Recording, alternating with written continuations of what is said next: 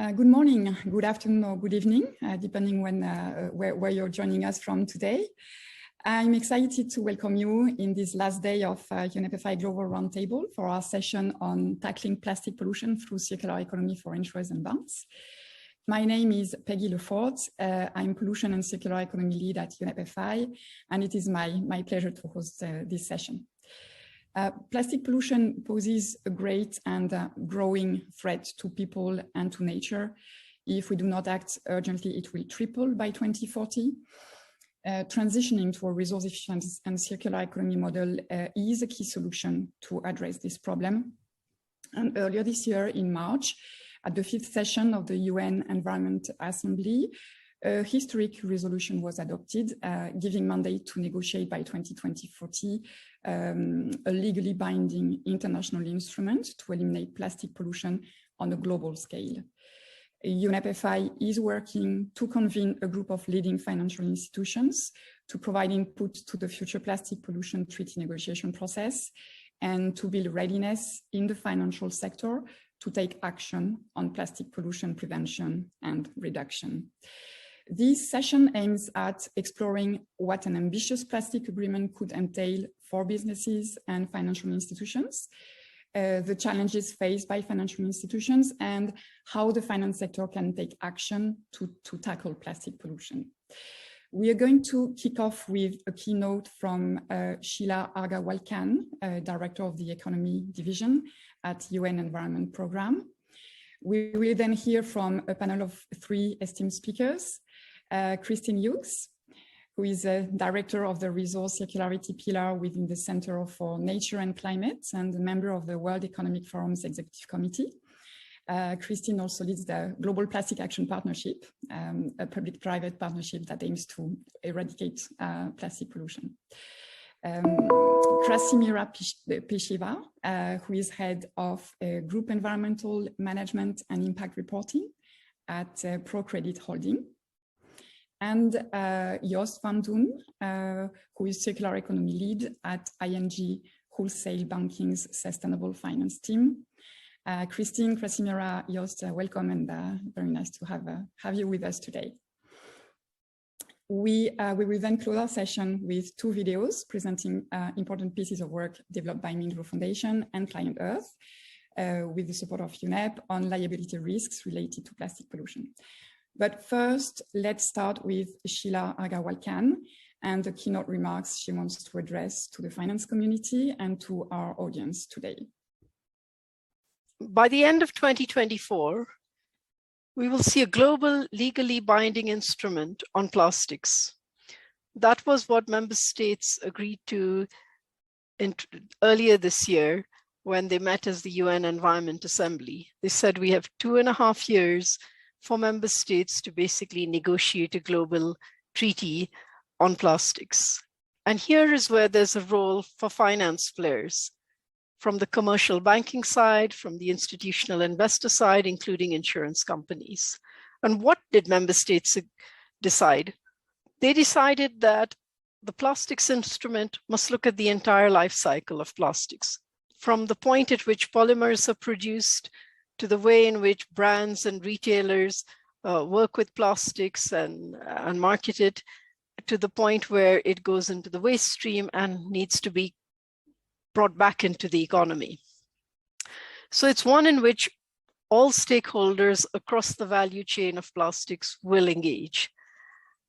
And the big issue here is, how do we turn plastics from a linear economy, which is what we have today, to one in which it is circular, basically plastics staying in the economy and not ending up becoming part of the pollution crisis that we see.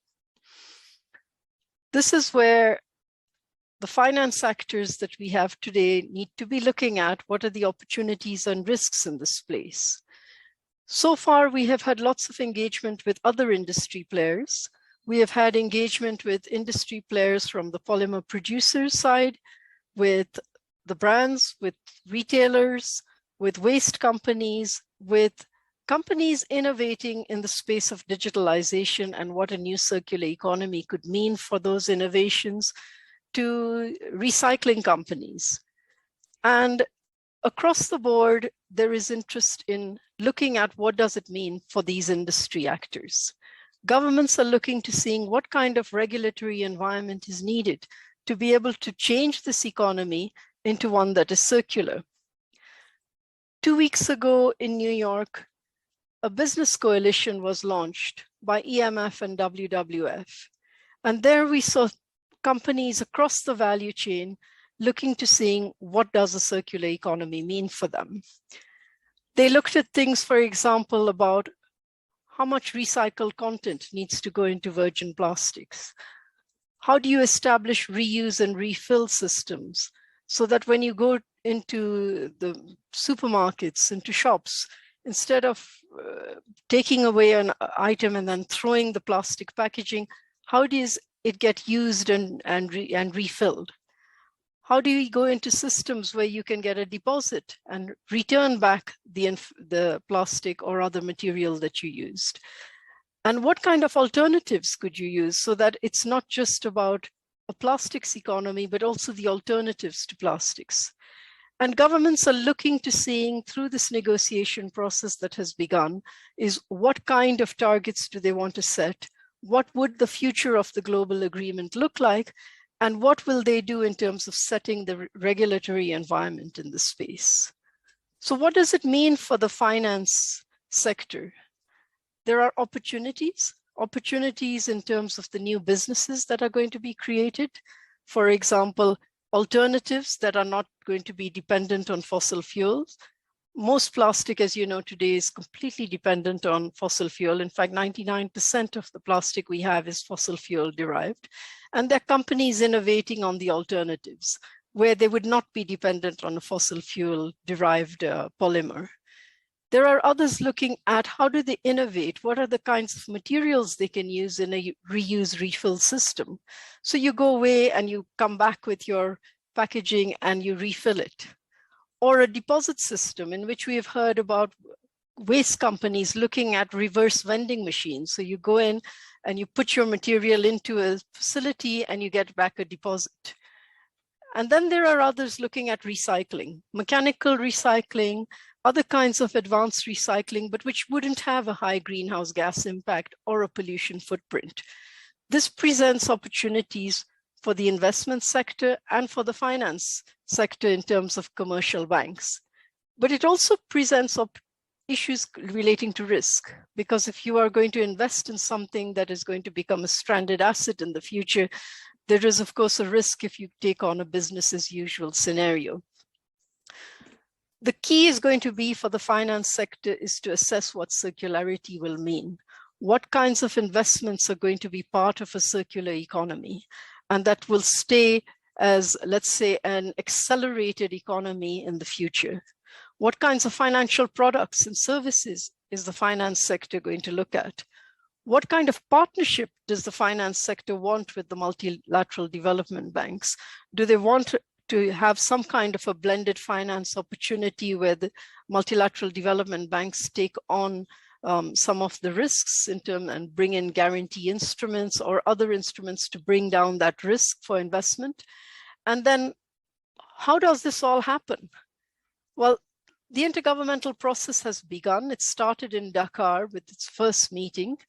And the second meeting of the first formal meeting of the negotiating committee happens in Uruguay at the end of November. Here, member states are going to listen to stakeholders in a multi-stakeholder forum that happens right before the formal negotiation process.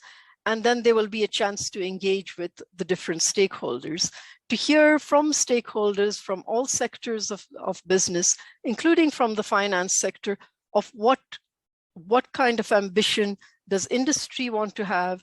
What do they want in terms of the kind of enabling environment that would work for industry to be able to shift to this circular plastics economy? And it is a chance for you all to think through what will it mean as you engage in this process. And we invite you to come to the Uruguay meeting at the end of November to put your voice into the room and to say, what would the finance sector want to see in a global plastics instrument? Please look to seeing how you can be part of this very important process going forward. Thank you.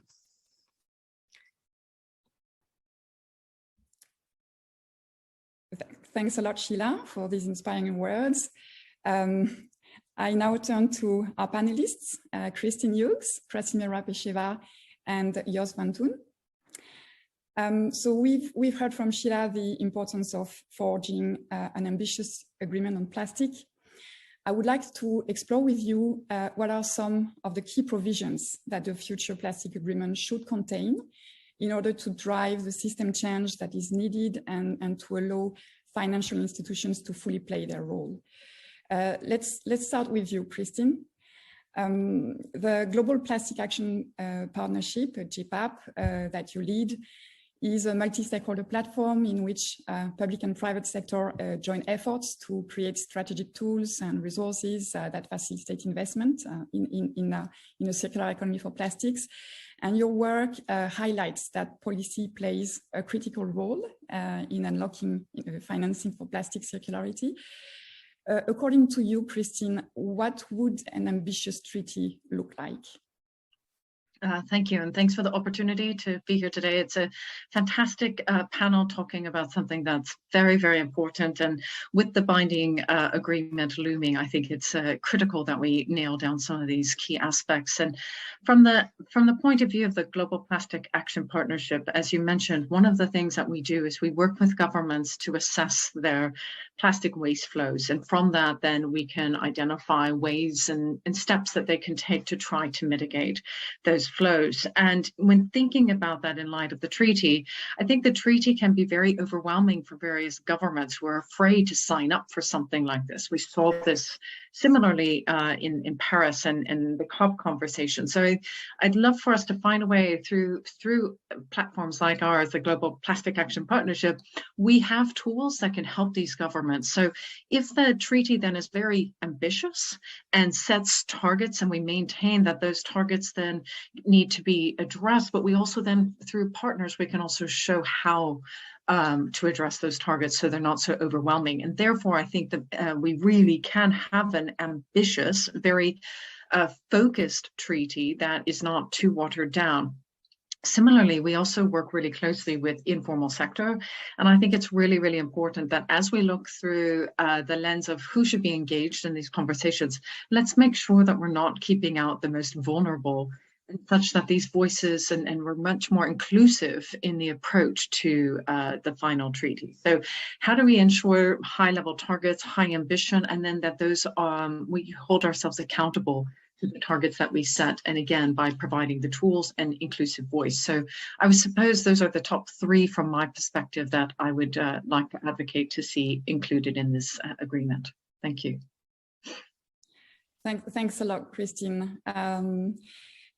Joost, I now turn to you. So ING has been very active for several years to finance the transition to a circular economy, and more specifically to tackle plastic pollution. Can you please share with us your perspective on the future plastic instruments? Yes, happy to do so. And first of all, thank you for inviting us and giving us the possibility to share our view on this very important topic. To start, what we see is that plastic has also a bit of a huge negative connotation, but it has also, of course, brought a lot of good things to us. But indeed, when the real problem is when plastic ends up in waste in the environment, and that is really a huge problem which we need to tackle. Therefore, and it's also very exciting here with the treaty, on a larger scale, we should rethink how we use plastic. For which products is plastic now really the #1 solution? And if we use it, how much should we really need then? And with the use of plastic, and if we use this plastic which we really need, let's then focus on close the loop with regard to the plastic we use to make sure that it doesn't end up in the environment, but that we reuse it and recycle it at the end of use. And for this, I think we need three things. First of all, we need a value chain approach. And the second thing we need is fostering collaboration in this value chain. And the last thing, and that is also where the treaty kicks in, is that we need to define joint pathways, harmonized policy frameworks, and the right incentives to make this work. And that's, please allow me to explain how we would see this. At ING, we look at plastic from a plastic value chain perspective. And so we finance clients across the whole value chain, such as the producers, the packaging companies, the retailers, and the waste management companies. So we need to make sure that we close the loop on plastic, so that after the usage, it should end up in the right infrastructure, and that it can be processed further for further usage. That sounds very logical, but we also see that it doesn't happen at this moment in time. Only 20% of the plastic waste is currently recycled. So to realize this goal, the amount of plastics to be recycled, but also the recyclability of plastic needs to be enhanced. And this requires design for recycling, increased collection of plastic waste, better sorting, and new recycling technologies, such as, for example, chemical recycling. And that brings me to the second point. We should foster the collaboration between the parties in this plastic value chain. To improve the recyclability of plastic, each player in the plastic value chain holds a piece of the puzzle. It's about making choices in design, making sure plastic products are recyclable after usage, etc. So it requires the value chain to work together and to do investments in design, production, collection, sorting, and the recycling of plastic. But what we also see that there are a lot of uncertainties in the plastic value chain, which may hamper these investments. And that's the third part, and where the treaty will play an important role. I think that it's really important that the plastic treaty will give guidance and direction to the different players in the value chain and to mitigate these uncertainties. So to work towards a common and shared end goal. I think of, for example, giving guidance which percentage of recycled plastic will be mandatory in products containing plastic. This is now described for PET in food packaging, for example, but it could also be applied broader. And we could also think about working with a kind of pathway focusing on increasing the use of recycled plastic over the use of virgin plastic. And could we steer on this by incentivizing being within the pathway? So I think this is really critical to give guidance and direction so that the players in the value chain know where they are up to. And lastly, also harmonizing the regulation over the different countries with regard to the collection, the sorting, and the recycling of plastics would really help to prevent the shipping of plastic waste, which still happens. We talked about getting plastic into the right infrastructure, but this infrastructure should also be locally. It doesn't make sense to ship plastic all across the world. So, briefly said, giving more clarity on a shared end goal. We won't solve then the problems immediately, but at least it will help in justifying the investments needed to accelerate this. Thank you very much, Joost. And Krassimira, I now turn to you. Your institution has developed and is implementing for a few years the ProCredit strategy to reduce the production and use of plastic. Based on your experience, how can the future plastic treaty best support financial institutions to fully play their role?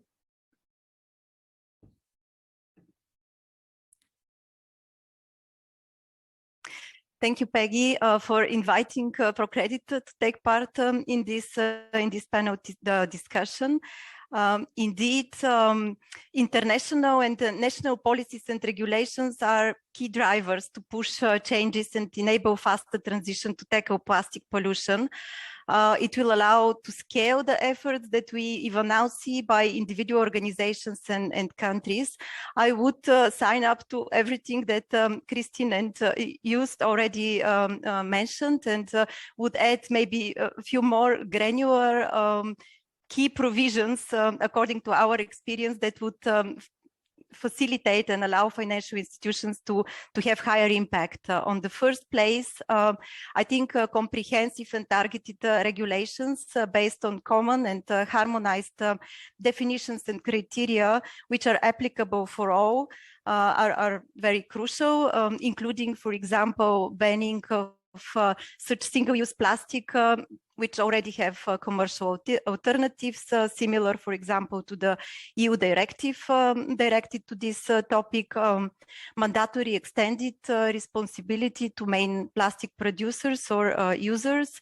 I would add here also the obligation to report on plastic use by, for example, by source, virgin versus recycled plastic, by quality, how much recyclability, easily identification of the types of plastic, share of recycled material, initiatives related to waste prevention, and so on. And also differentiated costs and taxes based on this performance. In this regard, I think it's very important developing basic and common set of KPIs related to the plastic production and usage, data collection and availability to track the process is also quite crucial to, basically accompany the process. I would also mention technical standards for circular economy, as well as a uniform approach to eco-labeling and certification that can be internationally applied and recognized, and would also avoid greenwashing. I think this would facilitate all counterparties in their assessment and investment decision taking. In addition to these more regulatory and compliance-driven measures, there should also be sufficient pull factors. So incentives, support mechanisms, targeted funding, different types of benefits for the forerunners and the companies that make the efforts to transition. These are often to be channeled via the financial sector. And here I also see the role of IFIs and MDBs in setting the pace, defining criteria, designing the mechanisms, guarantee schemes, grants, other funding mechanisms. I think very important also is the awareness and capacity building mechanisms, also relevant for all counterparties, including the financial institutions, so via different forms of knowledge building and dissemination, networking, sharing of experience, to enable also banks to properly assess clients and risks and to finance this transition. Very important are also the coordination between academy and industries in order to further research and research on feasible commercial alternatives to plastic, which would also require dedicated funds in this direction, as well as enabling the creation of sustainable infrastructure like waste management plants, recycling points, and so on. All of these would facilitate investments and scale innovations, infrastructures, and expertise, especially in activities where they are most needed. And we hope that they will be addressed in the global treaty.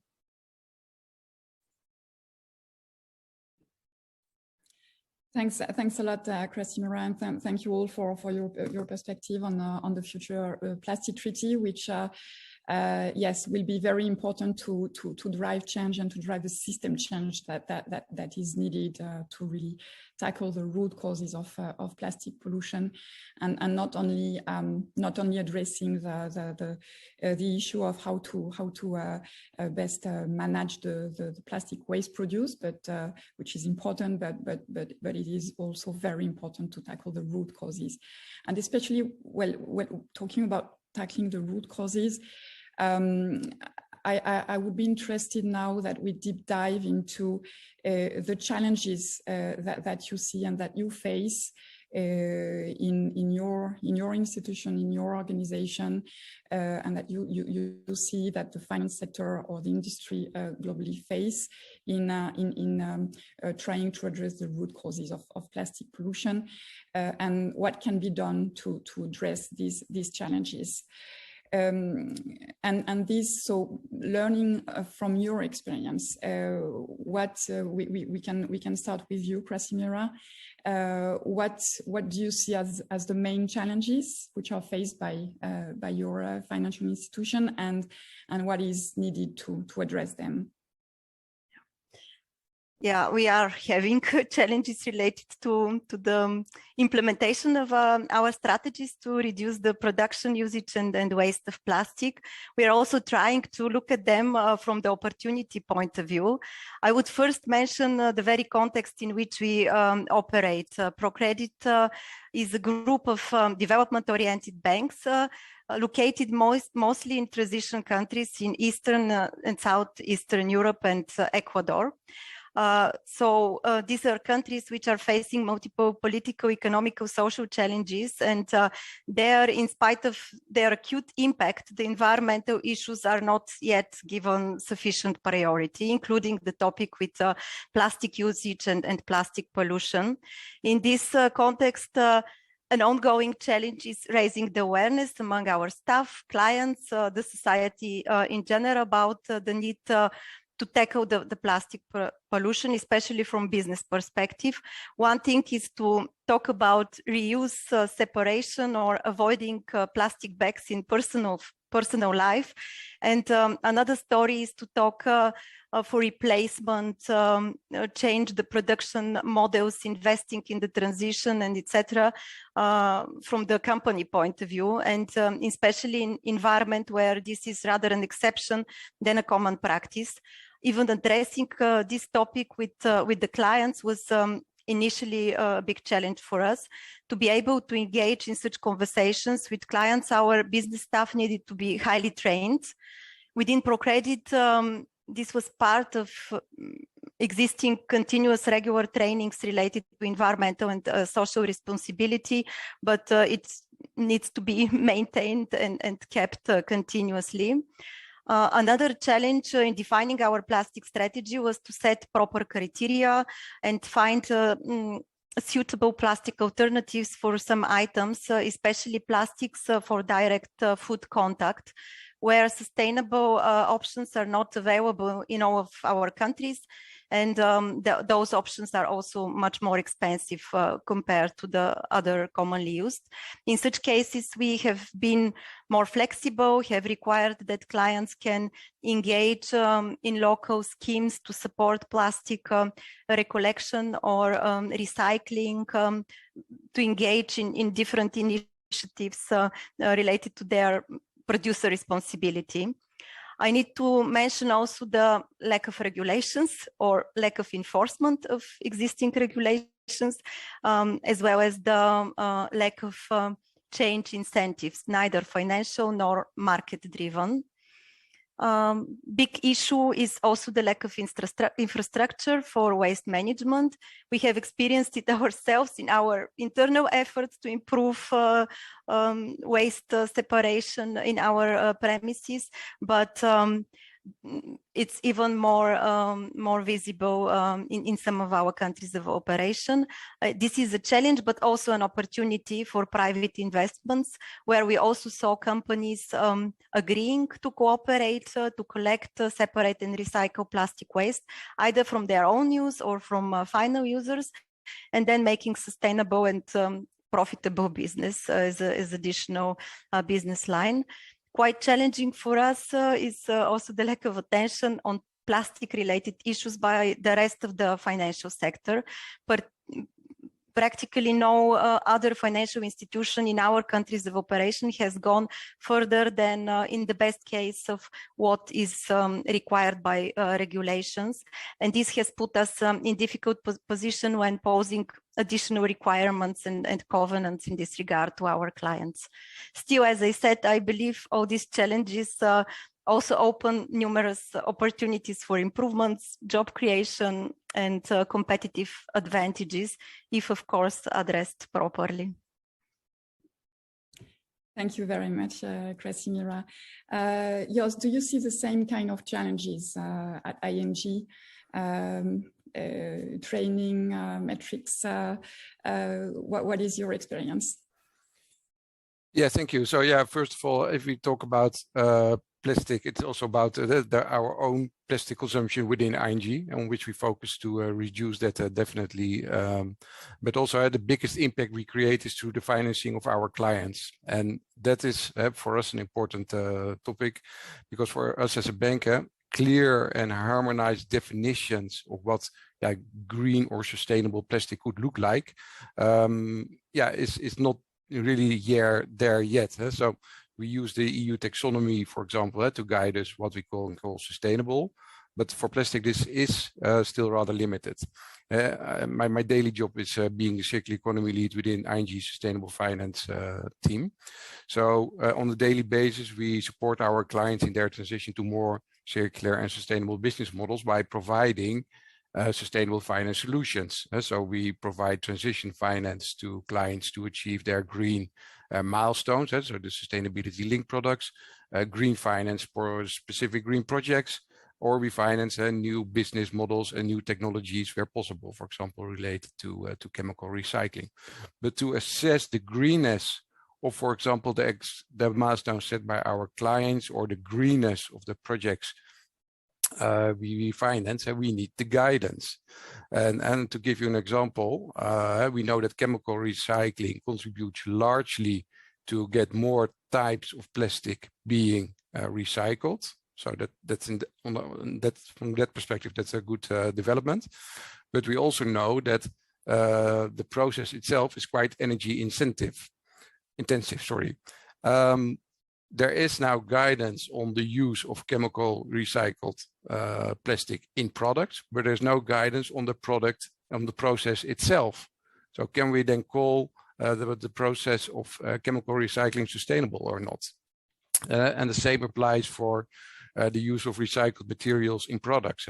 Also here, the guidance is still rather limited, and more strict definitions will also help allocating financing to finance plastic reduction or plastic recycling initiatives. What we now do see is that the EU taxonomy will be extended with economic activities describing supporting the transition to a circular economy. Plastic is addressed, but yet rather limited. So there's also room for improvement to make that a little bit broader. And last, but certainly not least, was also mentioned already by Krassimira, is that the reporting on the plastic use will also be important. We see the first initiatives arising now on supporting companies how to report on their plastic usage. And I think this is very important to scale up, because this will lead to more transparency, and transparency is what investors and financiers like.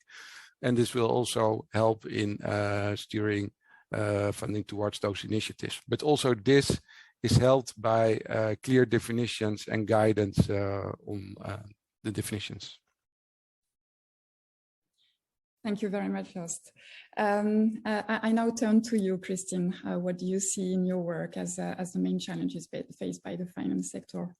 Well, I think what was interesting listening to the two previous speakers when it comes to sort of the training, awareness building, and even some of these definitions, what we've been seeing within the Global Plastic Action Partnership, in talking to financiers, investors, I mean, I'd be curious to hear your thoughts on this, but really there's no proper regulatory framework in a lot of emerging markets that attracts or de-risks investments. And so what we're hearing, I mean, I remember talking to a top 5 bank in a private bank in the UK, and really trying to incentivize them to invest in the recycling infrastructure. Predominantly, I was looking at Indonesia as a first case example.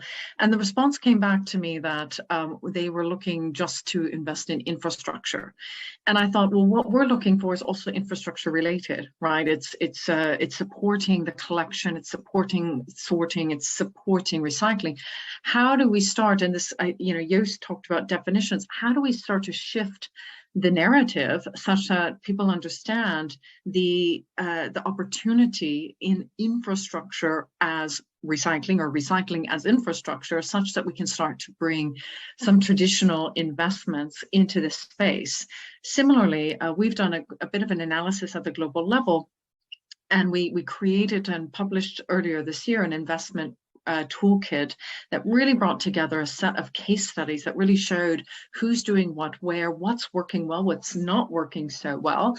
And what we started learning more and more was that there just weren't a lot of incentives for banks, for investors to come and invest in these countries. And so is there a way we started to think through unlocking these opportunities by potentially de-risking a traditional investment by partnering with a DFI? Is there a space for the World Bank or a regional development bank? And I really feel like there's something there that we could try to unlock, because we've been looking at these barriers to investment and we're trying to find those ways to highlight emerging opportunities. At the same time, we have to look beyond just investments from the development banks. And so again, I was talking about Indonesia earlier.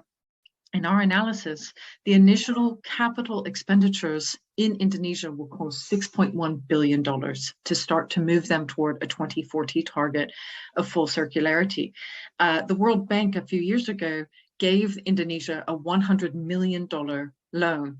Now, $100 million on its own sounds like a lot of money, but when you think about that analysis we did at 6.1, it's nothing. So how can we shift that thinking and really start to think about the blended finance approach that loops together traditional investments in financial firms, but also these development banks and potentially, as I keep saying, that de-risking approach. And I'm sure there are other ways that we can look at assets, etc. But I'd love to work with other organizations and really start to think this through, because in order for us to get there, in light of the treaty conversations and this global agreement, we really need to start pulling together the right case studies, the right frameworks, the right policies that will not only attract investments, but also see a return on those investments in these somewhat overlooked areas.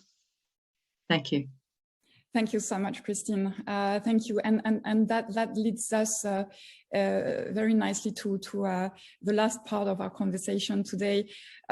Maybe just in 1 minute or two, can you, all of us, all of you, share one example of a key success, a key initiative that you have seen that works and that can contribute to changing the system? Let's start with you, Joost. Thank you, Peggy. And it's indeed a little bit in line with what Kristin was saying, and it's indeed about de-risking the value chain. Because normally what we can do is, of course, financing each and every company within the plastic value chain their own activities. But as I said, that we also see it from a plastic value chain approach. And one of the ways to de-risk the value chain is also to work together. And we can also provide funding solutions which support these collaborations. Because, for example, if a company wants to set up a recycling plant, but it's quite challenging to that's a new technology. There's uncertainty about the feedstock needed for to let the plant work properly. There's uncertainty about the offtake. There's uncertainty about the technologies used to operate such a recycling plant. And what we therefore see is that within the value chain, more and more partners team up. And there you can isolate such an investment in what we call a special purpose vehicle, in which you can put the investment. So it's a ring-fenced project, and there with the project finance solution, we can help redistribute the risks between all the parties involved. So in this case, that could be, for example, the waste management company and a retailer who decide to work together on setting up such an SPV, in which a recycling plant is put, and where the risks are distributed among those parties. But that's, other parties could also invest, like what Kristin was saying. You could also team up here with, for example, regional development banks, if such a plant would be set up in Indonesia, for example. But in this way, by setting up this kind of structures, we would like to contribute to de-risk the value chain and establish a business case to scale innovations through these joint investments. And recently, we indeed have financed such a joint venture where it was indeed a chemical recycling plant where the plastic consumer waste is put in the recycling plant, and the output is the pyrolysis oil, and this pyrolysis oil is then used to produce new plastic, which is based on plastic waste instead of fossil fuel. So I think that's a great development, and it's indeed about de-risking the value chain, definitely. Thank you so much, Joost. Krassimira, do you have one example? I first of all want to say that very much subscribe to what Kristin and Joost were saying, and we would be interested really to go also in the direction of these collaborations and partnerships, really bringing together parties during the whole life cycle. An example that I could give is the plastic strategy itself that you mentioned, and how we ultimately implemented it in spite of this context of limited opportunities. So first of all, we started looking into the waste sector in general. We did waste research and waste sector overview in all of our countries of operation, and then trying to identify bankable possibilities to incentivize and support the development of waste management infrastructure, including but not only for the plastic waste. And then in 2019, we made a step further by defining this comprehensive strategy to strive directly towards a more sustainable plastic production by our lending activity, which is important to say was not a byproduct or additional requirement of some external funds, but integral part of our processes and ENS assessment. As part of the strategy, we stopped financing single-use and short-term plastic producers, for example, items that are banned by the EU directive, even though most of our countries are actually operating outside of the EU. And we also are striving to push other plastic producers to include post-consumer recycled material, engage in local schemes to collect and recycle plastic waste, ensure effective recyclability of other materials, and other sustainable production practices. Basically, we are trying to incentivize these changes and support our clients in this transition process. Thank you very much, Krassimira. Kristin, in your work and the development of the investment toolkit, for instance, what would be the example, one example that you would like to highlight? Thank you. You know, at the beginning, I was saying that I really felt we needed a treaty that's both ambitious but also accountable. At the same time, when we think about investments, how do we find some of those, let's call them non-traditional collaborations?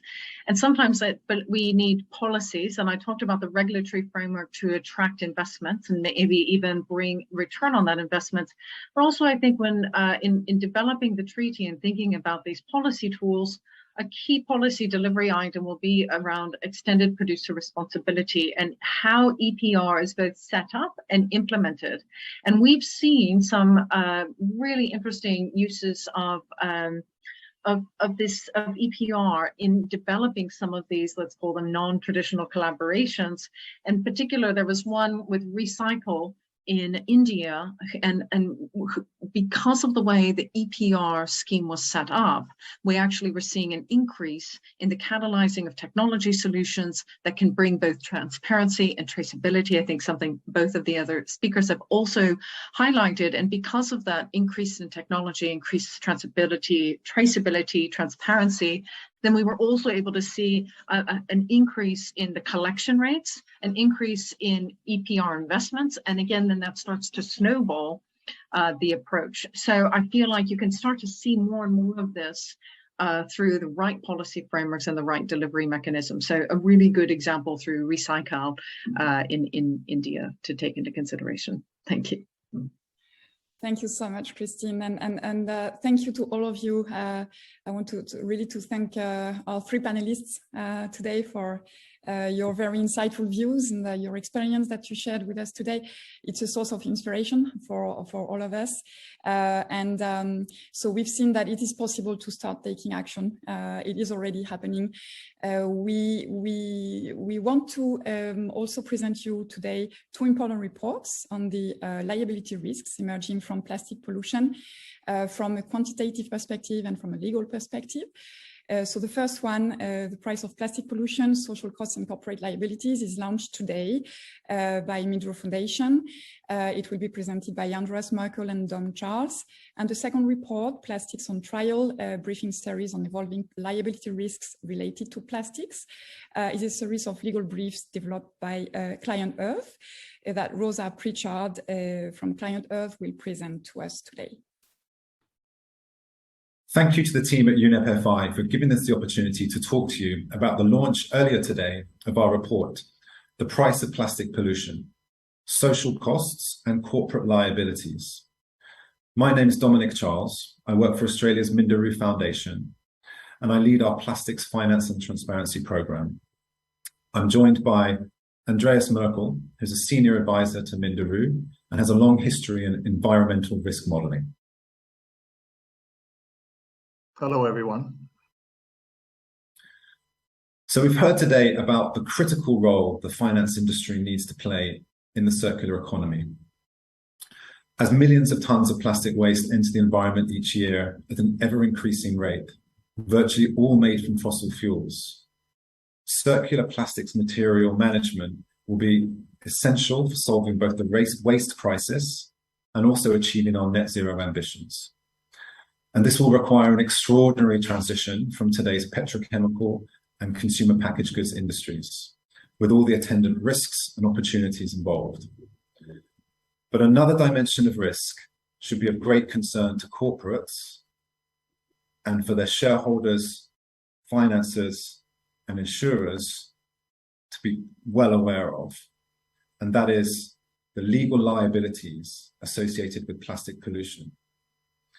After 60 years of unconstrained plastic production, plastic pollution is literally ubiquitous.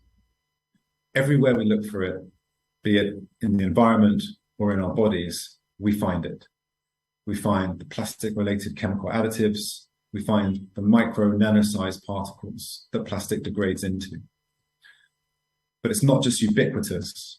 Plastic pollution is highly mobile, it accumulates, and it's toxic. And it's this combination of ubiquity and toxicity which is highly problematic. It means that the harms that pollution, even with a low probability have, are almost certain to emerge. There are thousands of scientific papers on each of the different plastic-related hazards, looking at the panoply of potential harms that they cause. But to date, there's been no coherent overview looking at the strength of causation of those hazards and harms, the severity of their impacts, the legal implications, and then the corporate liabilities that might ensue. That's what this report looks at. It's a collaboration between world-class academics, insurance lawyers, risk analysts, and NGOs.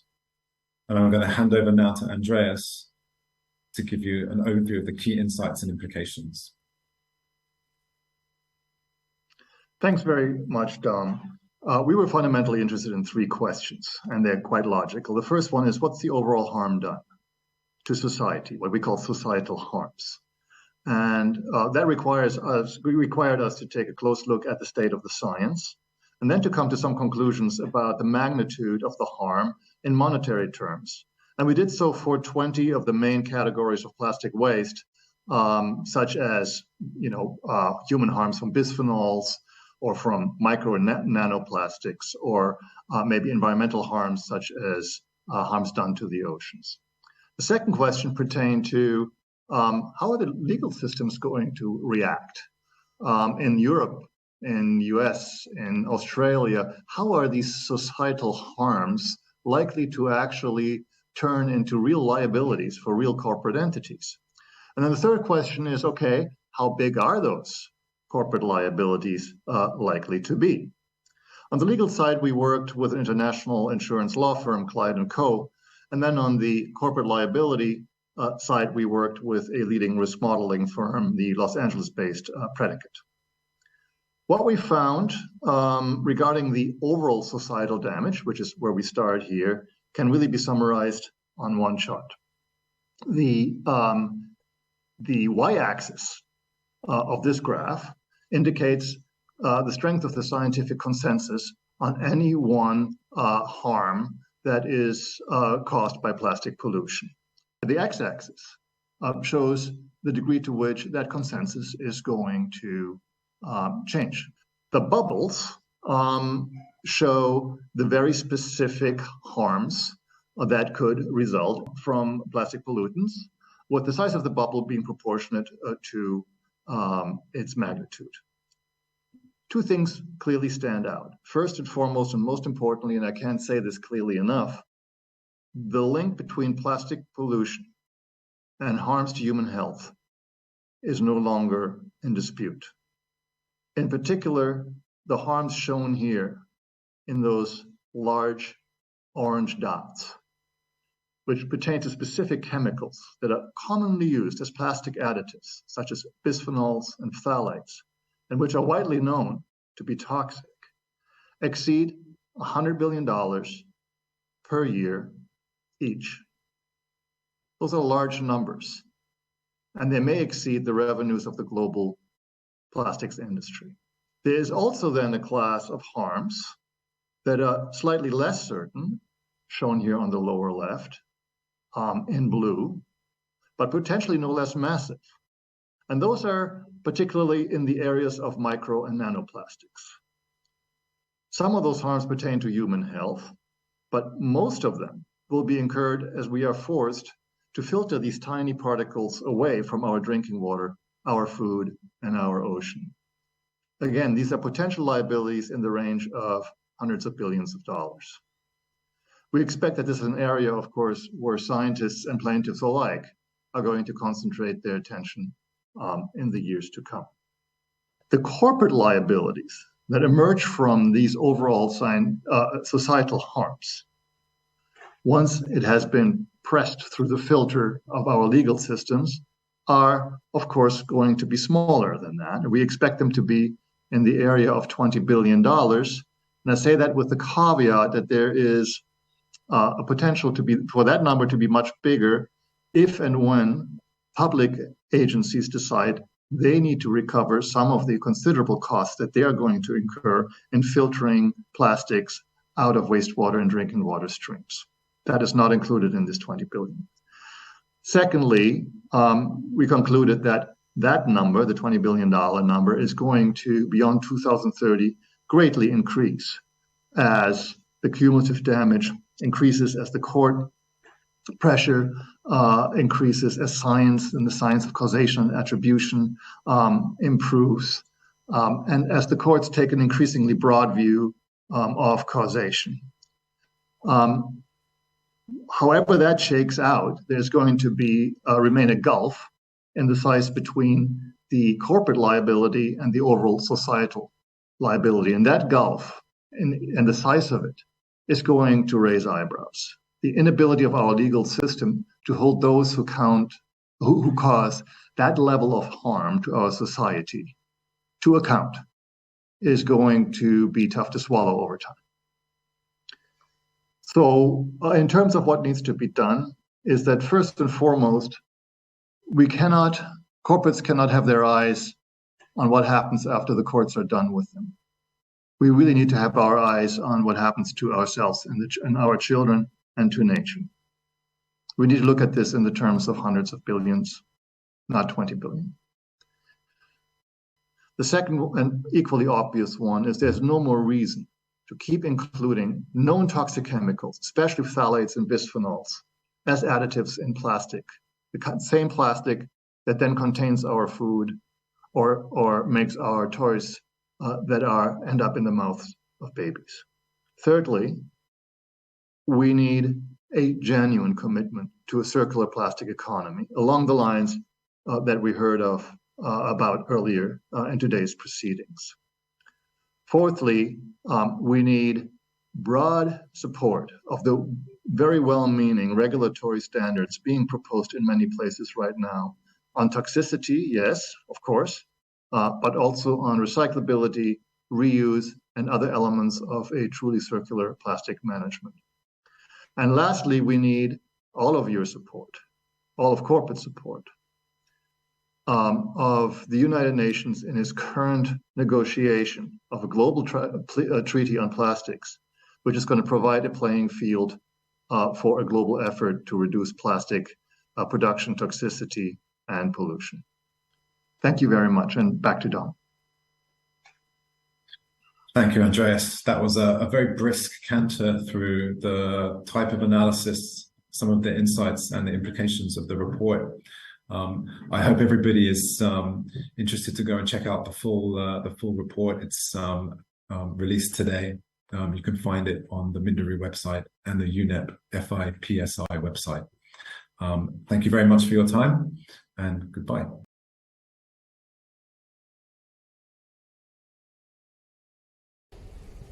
Hello to those of you participating in and watching UNEP FI's 2022 Global Roundtable. I hope you've been having very interesting and fruitful discussions about these vitally important topics. My name is Rosa Pritchard, and I'm speaking to you today from ClientEarth's headquarters in London. For those of you who don't know, ClientEarth is an environmental law NGO. We work around the globe on policy and litigation in relation to many environmental matters. I am a lawyer in ClientEarth's plastics team, and UNEP FI has very kindly invited me today to talk to you about two work streams that we think might be of interest to you. The first of these is a briefing series that we just published called Plastics on Trial, which explores trends in plastics litigation against companies across the value chain. This is in response to what we could see was building litigation against companies right from the petrochemicals companies manufacturing plastics to corporate users of plastics such as consumer goods companies and companies also involved in waste management and transport of plastics.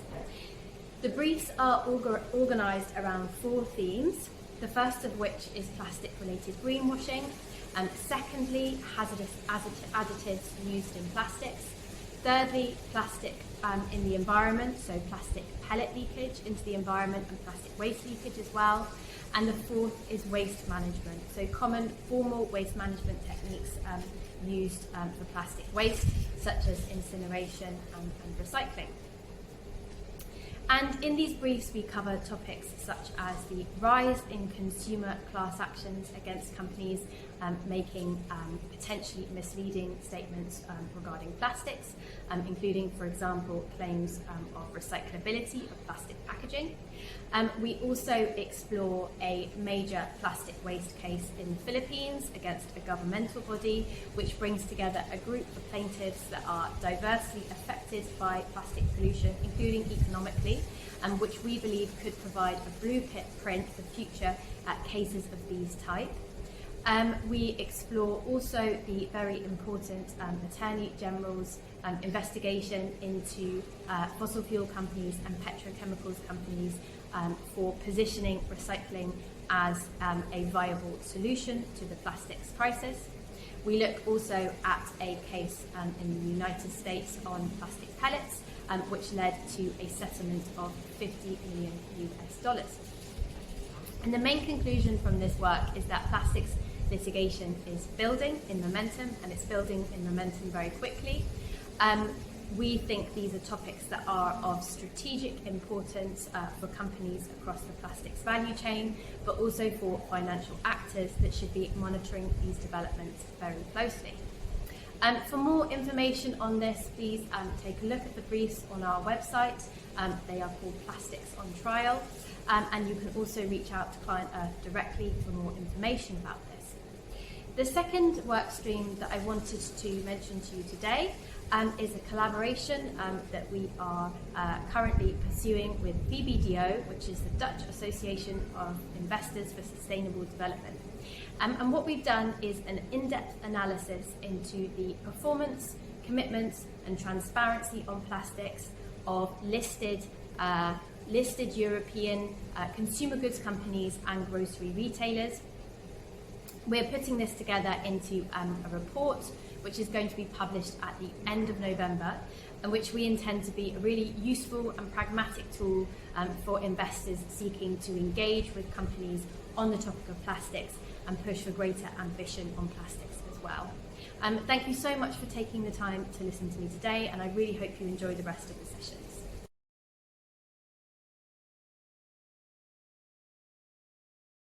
So we've now reached the end of our time together.